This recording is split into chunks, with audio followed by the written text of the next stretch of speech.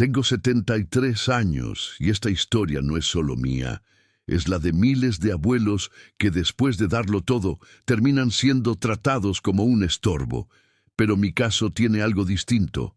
Guardé un secreto durante 40 años. Un secreto que ni siquiera mi esposa llegó a conocer. Hoy, mientras te hablo desde un cuarto de hotel modesto, acabo de firmar unos papeles que cambiarán mi vida y la de todos los que me subestimaron. Antes de contarte qué había en esos documentos, necesito que entiendas lo que viví.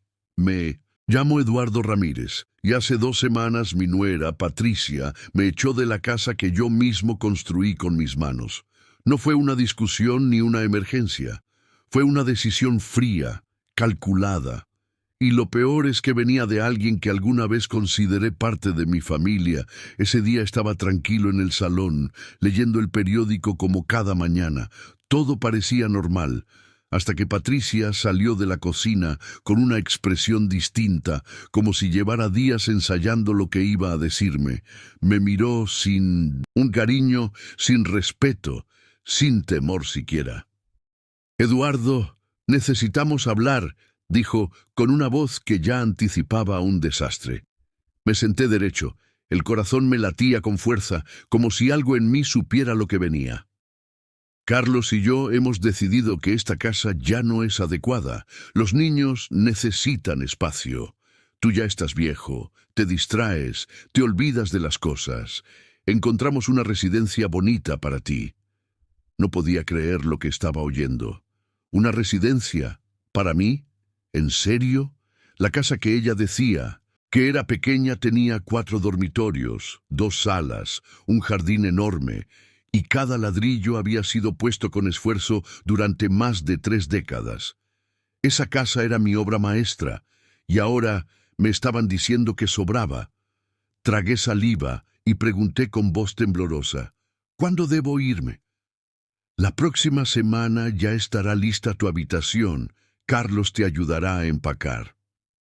Esa noche, solo en mi cuarto, con las lágrimas corriendo por mi rostro, miré la última foto que tengo de María, mi esposa, como si su mirada me dijera, «Eduardo, llegó la hora», porque ni siquiera ella supo lo que yo escondía en el sótano.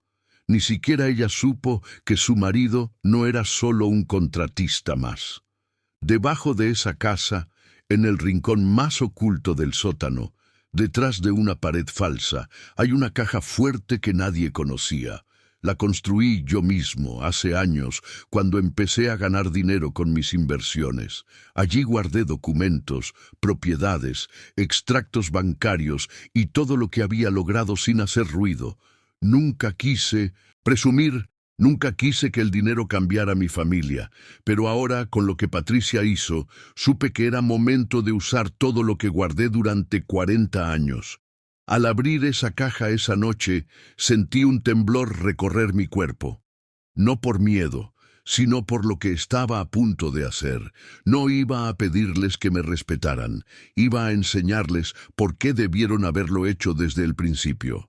Pero para que entiendas bien cómo llegamos a esto, necesito contarte las señales, porque no fue de la noche a la mañana que Patricia decidió echarme. Fue un proceso lento, envenenado, lleno de pequeñas humillaciones. La primera señal fue cuando decidió redecorar la sala. «Estos muebles están muy viejos, Eduardo. Necesitamos algo más moderno». Lo dijo como si no supiera que cada uno de esos muebles los escogí con María, con historias detrás de cada rincón. Los reemplazó sin preguntar. Luego vinieron las miradas, las excusas, los comentarios pasivo-agresivos. Y lo peor, los niños. Mis propios nietos empezaron a alejarse de mí. Miguel ya no quería jugar fútbol. Sofía me evitaba. Y cuando le pregunté por qué, me lo dijo claro. «Mami dice que estás muy viejo, que no te molestemos». Esa frase me rompió el alma. No por lo que decía, sino por lo que implicaba. Patricia no solo me estaba empujando fuera de la casa, me estaba borrando de la memoria de mis nietos. Era como si intentara reescribir la historia familiar sin mí. Lo siguiente fue aún más doloroso. Carlos, mi hijo, empezó a actuar igual. Ya no me pedía consejos, me hablaba con condescendencia. Papá, ya es hora de que descanses. Nosotros sabemos cómo manejar las cosas ahora. Como si el hecho de tener canas me hubiera convertido en un estorbo, como si mis años de sacrificio no valieran nada. Pero lo más cruel fue cuando Patricia me entregó la factura de la luz. Eduardo, estás gastando demasiada electricidad. Tenemos que controlar los costos. Como si encender la luz para leer o calentar agua para mi té fuera un lujo. Imperdonable. Yo fui electricista en mi juventud. Instalé cada cable de esa casa con mis propias manos. Y ahora me culpaban por encender una lámpara.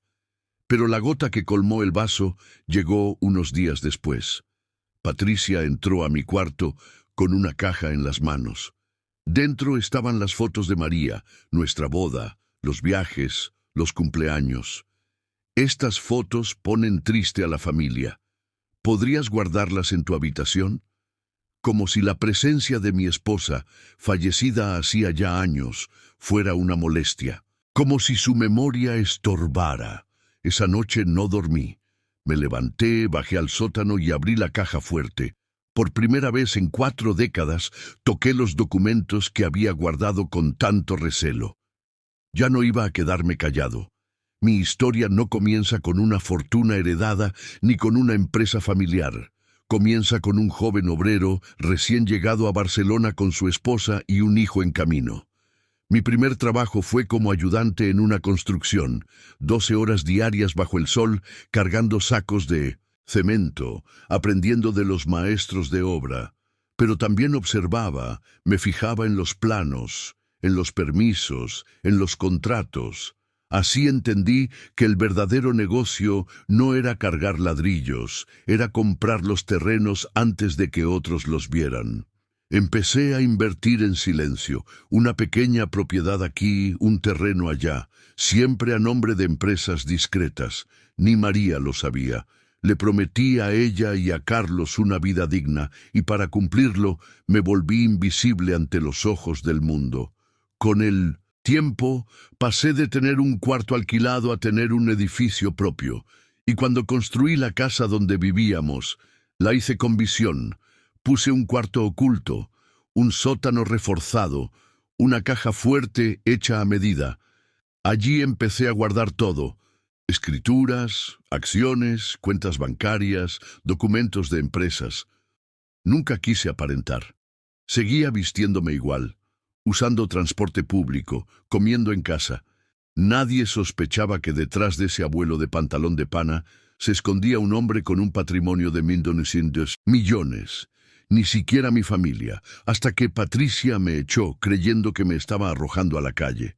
Lo que no sabía es que estaba despertando a alguien que llevaba mucho tiempo dormido. Al día siguiente de esa humillación, fui al mejor bufete de abogados de Barcelona. Pedí una cita con el socio principal. Cuando me senté frente a él y le entregué los papeles, noté cómo sus ojos se abrían con cada página. Señor Ramírez, usted no solo tiene un patrimonio enorme, tiene control sobre más, propiedades de las que imagina. Me preguntó por qué vivía con tanta sencillez. Le respondí con una sonrisa, porque no quise que el dinero cambiara mi hogar, pero ahora mi hogar ya no existe.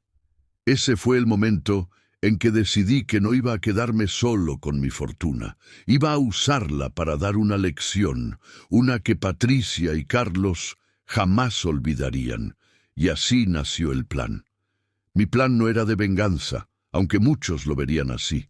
Era un acto de justicia. Patricia me había echado creyendo que yo era un anciano inútil, sin saber que tenía más poder del que jamás imaginó. El primer paso fue sencillo. Compré en secreto la empresa donde Carlos trabajaba. Era una constructora sólida, con décadas de trayectoria. Me costó 15 millones de euros, pero en un solo movimiento me convertí en el jefe de mi hijo. Nadie en la empresa supo que el nuevo dueño era yo. Quería observar primero, ver cómo se desenvolvía Carlos sin saber quién lo miraba desde arriba. Y lo que vi me rompió un poco el corazón. No, era el mismo muchacho entusiasta de antes. Se había dejado moldear por Patricia, por su ambición, por su frialdad. El segundo paso fue más simbólico, pero igual de poderoso. Empecé a comprar todas las casas vacías del vecindario, una por una. Algunas con trato directo, otras a través de intermediarios. En pocos meses, la mayoría de las propiedades cercanas eran mías, incluidas algunas donde vivían amigas de Patricia, tiendas de confianza, vecinos de toda la vida. Cambié contratos, modifiqué en pagos, ajusté condiciones. Todo legal, todo silencioso. Lo hacía no para desalojar a nadie, sino para mostrar que el verdadero control no siempre se ve. El tercero fue crear fondos educativos para mis nietos. 5 millones de euros para cada uno, con una cláusula clara. El dinero solo se liberaría si me mostraban respeto y cariño hasta cumplir los 25 años. No era un castigo, era una lección. El cuarto paso fue el más emotivo para mí. Creé una fundación en nombre de María. Fundación María Ramírez, destinada a ayudar a niños, ancianos y madres solteras. 50 millones de euros para construir escuelas, hospitales pequeños y guarderías en barrios humildes. María siempre había querido hacer algo así. Yo no pude cumplirle ese sueño en vida, pero lo haría ahora, en su memoria. Y entonces llegó el quinto paso, el más delicado, el más doloroso. Cancelé, desde mis empresas, todos los servicios que sostenían la casa de Carlos y Patricia: luz, agua, gas, internet. En menos de una semana, el mundo perfecto de ellos empezó a resquebrajarse, y fue entonces cuando la desesperación tocó su puerta. Carlos fue el primero en llamarme. «Papá, me despidieron. Alguien compró la empresa, no sé quién, y el nuevo dueño está haciendo cambios». Fingí sorpresa. «Vaya, hijo, qué mala suerte». El siguiente día, Patricia me llamó. Voz temblorosa, casi irreconocible. «Eduardo, nos cortaron la luz y el agua. Las compañías dicen que no se han pagado las facturas. ¿Tú sabes algo?» Guardé silencio un instante y respondí: «No, hija, yo ya no vivo ahí. No tengo cómo ayudarte». La incomodidad en su voz era evidente. Estaba por primera vez enfrentando las consecuencias de su desprecio.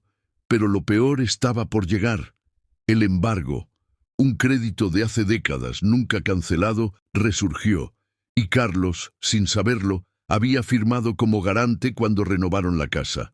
2 millones de euros. Nadie sabía de dónde sacar esa cantidad. Yo sí. Ese viernes, Carlos vino al hotel donde me hospedaba. Ya no era el hombre altivo de siempre. Tenía la barba sin afeitar, el rostro cansado, la ropa arrugada.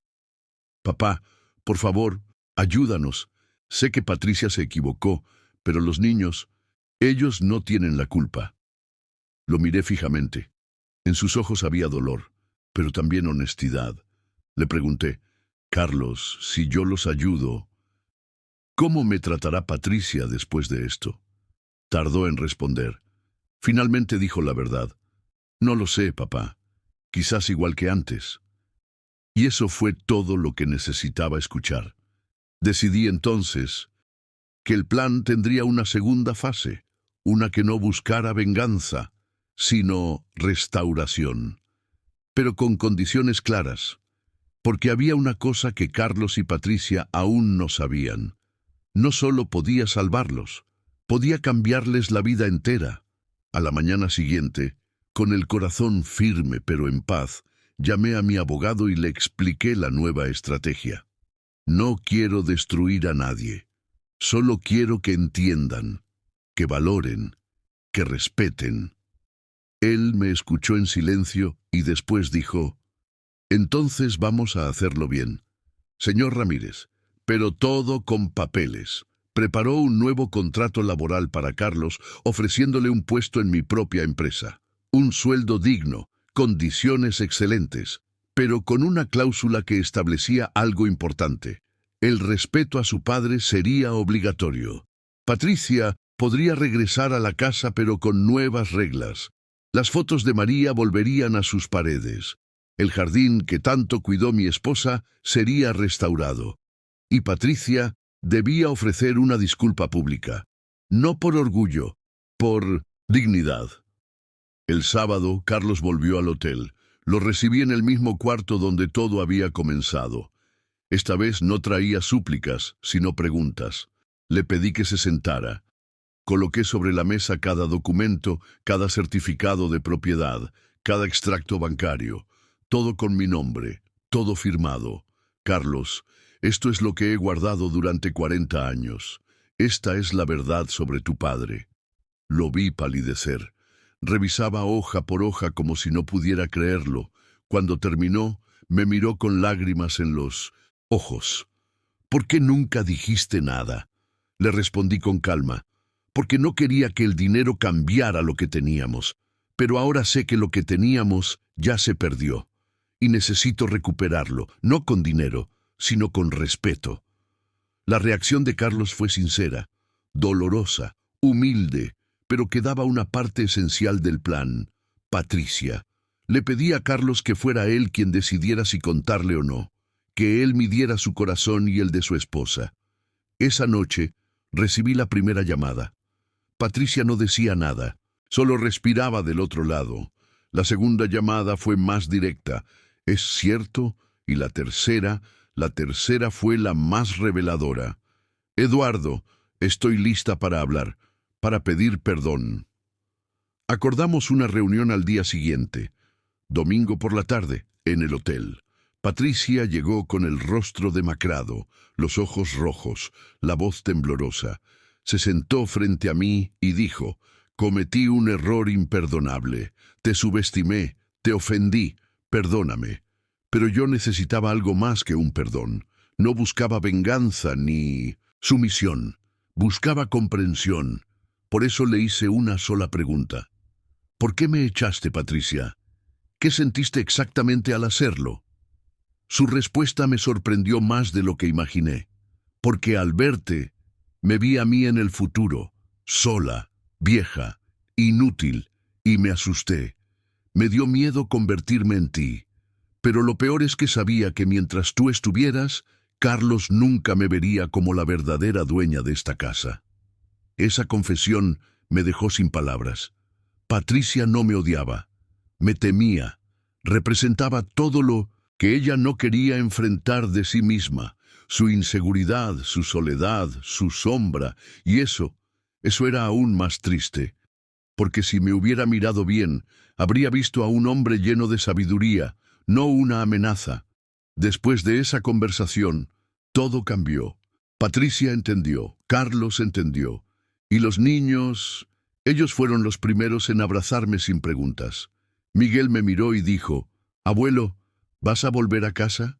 Sonreí y respondí: «Sí, mi amor, pero esta vez todos vamos a cuidarla juntos». Volví a mi casa una semana después, pero no era la misma. Las paredes volvían a tener fotos de María. El jardín estaba lleno de flores otra vez. Patricia, sin decir una palabra, trabajaba codo a codo con el jardinero. En el comedor, los muebles antiguos habían regresado, y cada noche Sofía venía a leer conmigo. Miguel me llevaba su pelota para jugar. La casa había vuelto a tener alma, no gracias al dinero, gracias a la lección, una que ninguno de ellos iba a olvidar jamás. Carlos empezó su nuevo trabajo la semana siguiente. Le entregué una oficina sencilla, nada ostentosa, pero con todo lo necesario para liderar. Le asigné un equipo pequeño, proyectos desafiantes y, sobre todo, confianza. Su rostro cambió. Ya no era el hombre derrotado que vino a pedirme ayuda. Volvía a tener fuego en los ojos, energía, sentido. Lo vi llegar temprano cada mañana, quedarse tarde, aportar ideas. La empresa florecía y él con ella. Nunca le dije que yo era el verdadero dueño.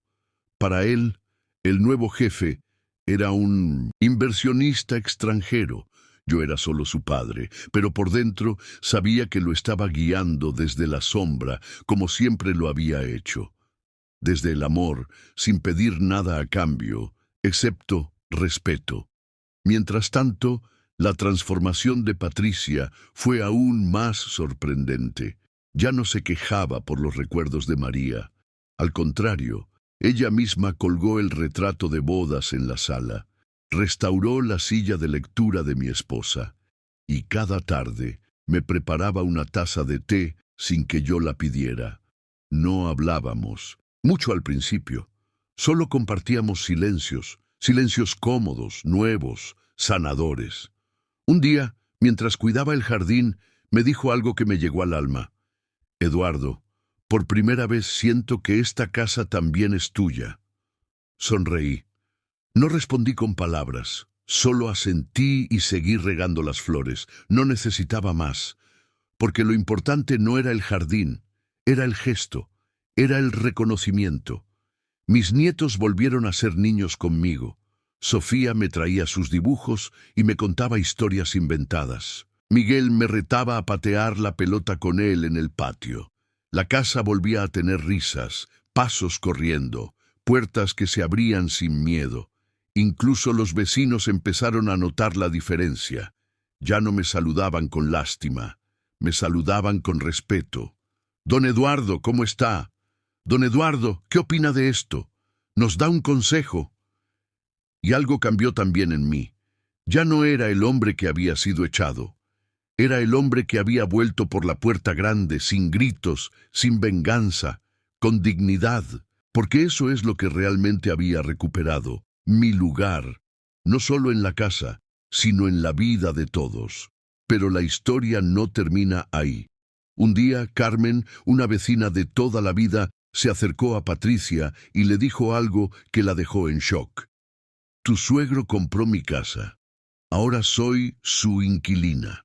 Patricia vino corriendo hacia mí, los ojos como platos. «Eduardo, ¿compraste todo el barrio?». Le respondí tranquilo, mientras regaba unas plantas. «Sí». «¿Pero por qué?». «Porque puedo. Y porque quiero que este barrio sea un buen lugar para mis nietos, para tus hijos, para ti también». Patricia se sentó en el porche, sin palabras. Por primera vez entendió que el hombre que había querido sacar de su vida había estado construyendo un mundo mejor para todos desde las sombras, no por venganza, por amor. Esa noche, Patricia me hizo una pregunta que nunca había tenido el valor de pronunciar. «Eduardo, ¿hay algo más que no sepamos?». Y le respondí con una serenidad que solo dan los años. «Sí, Patricia. Hay muchas cosas que no saben, como que la empresa donde trabaja Carlos es mía, como que tengo más de 200 propiedades en Barcelona, como que sus fondos de jubilación también los pago yo». Ella se quedó en silencio, con la boca entreabierta. «¿Por qué hiciste todo esto después de cómo te tratamos?». Cerré los ojos por un instante y respondí con el corazón. «Porque son mi familia, y a la familia se la perdona». En ese momento, algo cambió entre nosotros. Ya no era el suegro viejo, era el hombre que había sido invisible y que ahora brillaba con una luz que nadie podía apagar. Desde ese día, todo fue distinto. Patricia ya no hablaba desde el orgullo, sino desde la gratitud. Me consultaba decisiones importantes de la casa. Me pedía consejos para la crianza de los niños. Incluso empezó a llamarme papá de nuevo, algo que había dejado de hacer años atrás. Carlos, por su parte, seguía ascendiendo en la empresa. Su compromiso, su humildad, su entrega, lo llevaron a ser promovido a gerente general. Jamás supo que cada ascenso lo firmaba yo desde una oficina diferente. Preferí mantener el misterio, no por ego, sino porque quería que creciera por mérito propio. Y lo estaba haciendo. Como padre, eso era más valioso que cualquier herencia. Verlo convertirse en el hombre que yo siempre supe que podía ser. Mis nietos eran ahora mi mayor fuente de alegría. Sofía me dibujaba todos los días un nuevo retrato. Miguel me pedía que lo llevara al parque cada tarde. Y hablando de parque, Uno de los proyectos más especiales que realicé con mi fortuna fue la construcción del Parque María Ramírez, justo frente a nuestra casa. Un espacio lleno de flores, bancos de madera, una fuente central y una placa que decía «En memoria de quien supo sembrar amor». El día de la inauguración, todo el vecindario vino. El alcalde dio un discurso. Los niños soltaron globos al cielo y Patricia me tomó del brazo y susurró: «Gracias, Eduardo. Eres el corazón de esta familia». Nunca imaginé que esas palabras llegarían de ella, pero llegaron y valieron más que cualquier cheque. Poco a poco, los vecinos también cambiaron su forma de verme. Algunos me preguntaban por consejos de negocios, otros venían solo a compartir un café. Me llamaban Don Eduardo con respeto, no con lástima. Carmen, la vecina que ahora era mi inquilina, una tarde me dijo algo que me hizo reír. Nunca me di cuenta que vivía al lado de un millonario. Le respondí con calma: es que nunca lo fui por fuera, Carmen, lo fui por dentro, siempre. Esa es una de las cosas que la vida me enseñó. El valor de un hombre no está en lo que muestra, sino en lo que guarda. Y a veces, guardar en silencio es la mayor muestra de grandeza, no para presumir, sino para proteger. Con el tiempo, fui destinando parte de mi fortuna a causas que siempre me importaron. Abrí 5 guarderías en barrios humildes, financié becas para jóvenes sin recursos. Construí un centro de día para ancianos abandonados, como lo estuve yo por un tiempo. Cada acción me devolvía un pedazo de paz. Ya no vivía con la herida de la traición, sino con el alivio de haber transformado el dolor en propósito. Carlos nunca preguntó cómo se financiaban tantos proyectos. Patricia, sí, pero aprendió a no insistir. Entendió que no todo se debe saber, y que el verdadero amor también se demuestra dejando espacio. Un día me dijo: Eduardo, quizás tú no lo digas, pero lo que haces habla más fuerte que cualquier palabra. Y tenía razón. Hoy, con 74 años, miro hacia atrás y no siento rencor. Siento orgullo. Fui echado de mi propia casa, sí, pero regresé como un hombre digno, respetado y amado. No por el dinero, sino por la lección. Porque la dignidad no tiene edad, y el respeto no se mendiga, se construye. Aprendí que estar callado no es ser débil, es observar. Que ser mayor no es una carga, es una fuente de sabiduría. Patricia me echó, pero me hizo un favor, me recordó quién era. No solo un padre, no solo un esposo. Soy Eduardo Ramírez, el hombre que construyó en silencio una fortuna, una familia y una historia que nadie olvidará. Y si tú, que estás escuchando esto, alguna vez fuiste subestimado por tu edad, recuerda, nunca es tarde para recuperar tu lugar en el mundo. Después de todo lo que pasó, entendí que la mayor riqueza que uno puede tener no está en los números de una cuenta bancaria, sino en la capacidad de transformar el dolor en enseñanza. Vi cómo mi familia cambió, no por miedo, sino por conciencia. Patricia ya no era la mujer fría que me miraba con desprecio. Ahora me escuchaba, me cuidaba, me respetaba. Carlos ya no hablaba como quien da órdenes, sino como un hijo agradecido. Mis nietos volvieron a verme como el héroe que alguna vez fui, y yo me volví a sentir útil, valioso, amado. No por lo que tenía, sino por lo que representaba. Era el pilar silencioso que sostuvo todo, y finalmente todos lo sabían. Una tarde, mientras tomábamos té en la terraza, Sofía se sentó a mi lado y me preguntó: «Abuelito, ¿tú eres famoso?». Sonreí con ternura. «No, mi amor, solo soy un hombre que hizo lo correcto». Ella frunció el ceño, confundida. «¿Y por qué todos vienen a hablar contigo?». Le acaricié el cabello y le respondí: «Porque aprendieron a ver lo que antes ignoraban». Esa conversación sencilla, con una niña de 8 años, me enseñó algo profundo. El respeto no siempre es inmediato, pero cuando llega, se queda para siempre. Y lo más importante, puede cambiar una vida. En mi caso, cambió muchas. Carmen, la vecina, vino una noche con un pastel de manzana para agradecerle por todo lo que ha hecho por el barrio. La invité a pasar, compartimos un trozo de pastel y un par de anécdotas. Me dijo: Eduardo, ahora entiendo por qué siempre caminabas con la cabeza en alto. No era por orgullo, era porque sabías quién eras. Y tenía razón. Durante años fingí ser invisible, pero nunca dejé de saber lo que valía. Solo estaba esperando el momento justo, no para alardear, sino para restaurar. Restaurar mi lugar, mi familia, mi historia.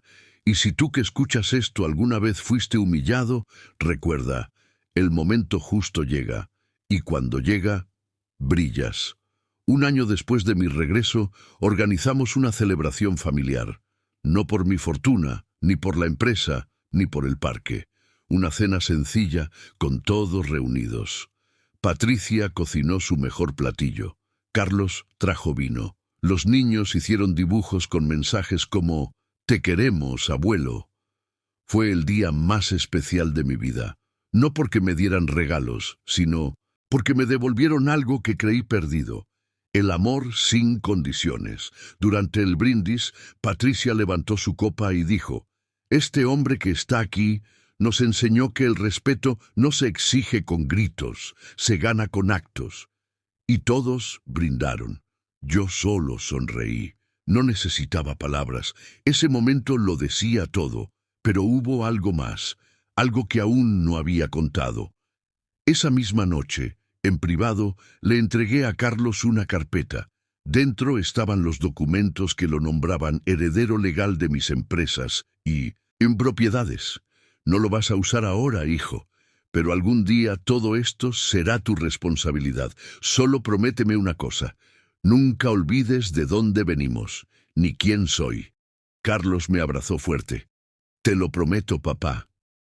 Y en ese abrazo entendí que había cumplido mi misión, no como millonario, no como dueño de negocios, como padre, como abuelo, como hombre. Había logrado lo más difícil: enseñar sin imponer, guiar sin gritar, perdonar sin olvidar. Y si esta historia te tocó el corazón, quédate hasta el final, porque aún falta una última lección. A veces me siento en el banco del parque que construimos frente a casa y veo a los niños jugar, a los vecinos pasear, a los árboles balancearse con el viento, y pienso, todo esto surgió de un momento de humillación. ¿Quién lo diría? Que aquel día en que mi nuera me echó de casa sería el comienzo de la transformación más grande de mi vida. Si me hubiera quedado callado, si me hubiera ido a esa residencia, nada de esto existiría. Pero decidí levantar la cabeza, recordar quién era y actuar. No con odio, sino con dignidad. No con gritos, sino con sabiduría. Porque la vejez no es el final, es la cima, desde donde puedes ver todo lo que construiste y decidir cómo terminar tu historia.